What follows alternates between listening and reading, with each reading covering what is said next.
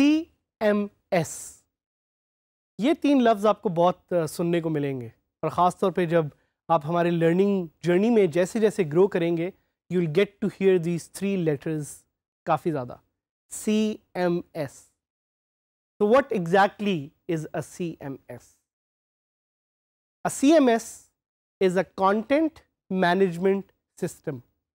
मेरे साथ रिपीट करें. Content, C for content, M for management, S for system. CMS is a content management system. थोड़ा सा सोचें और लिखें अपने एक पेन और पेपर पे कि कंटेंट मैनेजमेंट सिस्टम क्या हो सकता है. What exactly is a content management system. कुछ आइडियाज आ रहे हैं आपको? तो as the name says, a content management system allows you to manage content. Content क्या होता है? कंटेंट, जिस तरह के हमने पिछले एक लेसन में भी जिक्र किया, इज वो मवाद जो आपको इंटरनेट पे काफ़ी ज़्यादा नज़र आता है. It could be in form of pictures, it could be in form of videos, it could be in form of text, it could be in form of links, it could be in form of file.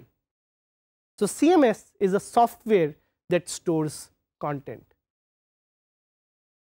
इसकी एक example मैं आपको देना चाहूँगा which will help you understand कि CMS exactly होता क्या. CMS को वेब इंजन भी कहा जाता है. So very good example is to think of it as a car engine. जिस तरह गाड़ी को चलाने के लिए एक इंजन होता है और काफ़ी ऐसी गाड़ियाँ इंजन में सेम इंजन इंटरनली लगा हुआ होता है, इसी तरह CMS is the engine of the web. So जिस तरह एक गाड़ी में इंजन उसकी फंक्शनैलिटी को मैनेज करता है, बेशक गाड़ी ऊपर से जैसी भी देखने में हो या जैसी भी काम करती हो, CMS is manages the engine of a particular management system.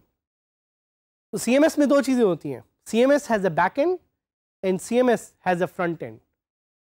Back end वो एरिया है जिधर से the person who is the administrator या in short admin can manage the content of that CMS.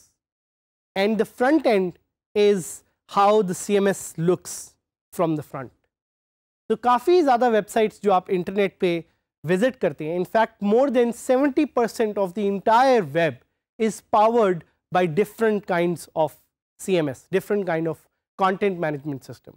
और इसका जो बैकएंड है वो एडमिन्स खुद लॉगिन करके उसको चेंज करते हैं. इसकी एक बड़ी सिंपल सी example is a Facebook page. तो फेसबुक पेज अगर आप में से कुछ लोगों ने बनाया हो या विजिट किया हो, यूज़ किया हो, तो जिस तरह आप उसकी एडमिन सेटिंग्स में जाके कंटेंट अपलोड करते हैं, वैसे ही CMS के बैकएंड से जाके आप कंटेंट अपडेट कर सकते हैं और फ्रंट एंड पे वो आपके यूज़र्स को नज़र आएगा. CMS की एक बहुत ख़ास चीज़ ये है कि CMS allows you to use templates.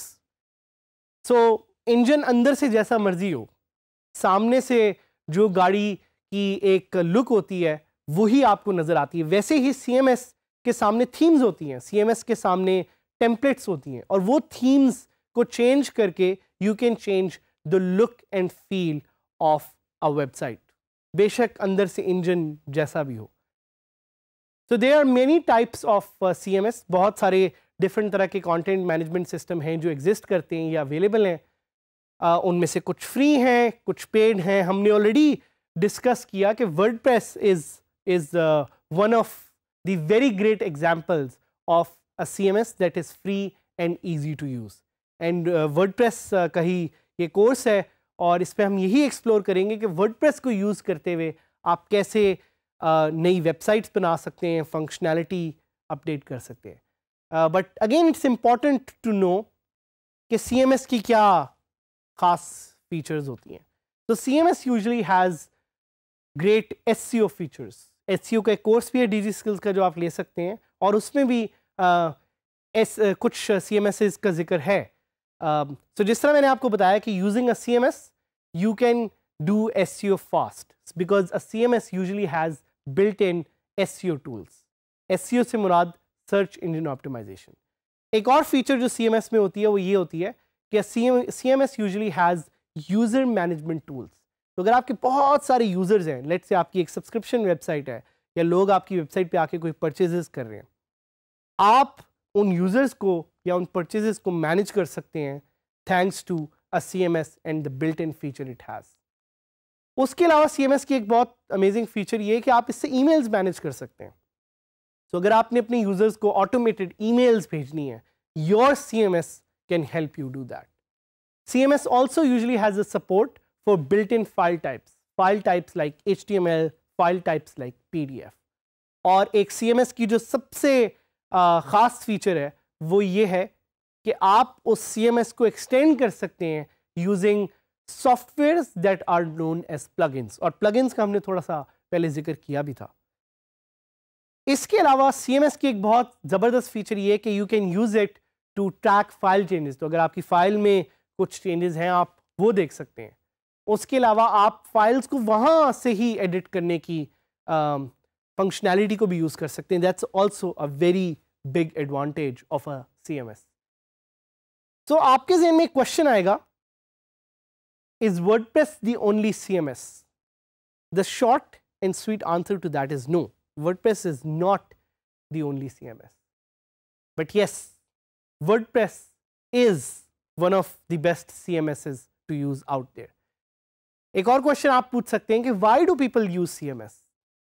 भाई लोग आखिर कंटेंट मैनेजमेंट सिस्टम क्यों यूज़ करते हैं? वो इसलिए क्योंकि कंटेंट मैनेजमेंट सिस्टम को यूज़ करते हुए आप अपना काम जल्दी कर सकते हैं। So instead of creating a website from scratch, if you use a CMS, you are able to create websites in probably just a day. So people use it for ease and for comfort and for speed. और benefits क्या हैं? Let's explore some of the benefits. Benefits यही हैं कि आपको speed मिलती है, आपको security मिलती है, आपको stability मिलती है. These 3 S's are one of the key reasons why people use a CMS. But let's look at some of the cons. क्या वो चीज़ें हैं जिसकी वजह से CMS should not be preferred या उसके कुछ challenges होते हैं? So one of them is a security risk. CMS update होते हैं लेकिन they take their time. So it's very important for you to use the latest version of the CMS you're using. So in this case we encourage you कि आप WordPress का latest version use करें। और कभी कभी CMS को update करने में डिज़ाइन में कुछ challenges होते हैं because CMS एक certain way में कोड हुआ होता है।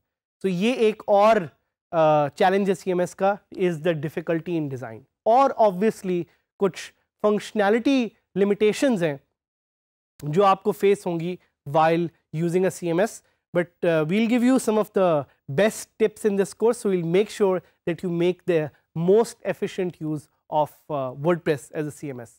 Last question, what are some of the popular CMSs? So there is Drupal, there is Joomla.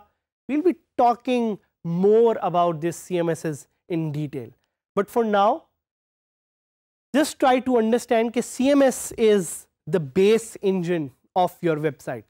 A CMS will help you do automated emails. A CMS will help you connect your website to social media. A CMS will help you with user management. A CMS will help you with content management. So we'll get to learn more about CMSs in the future, in future lessons, and specifically how to use WordPress effectively as a content management system.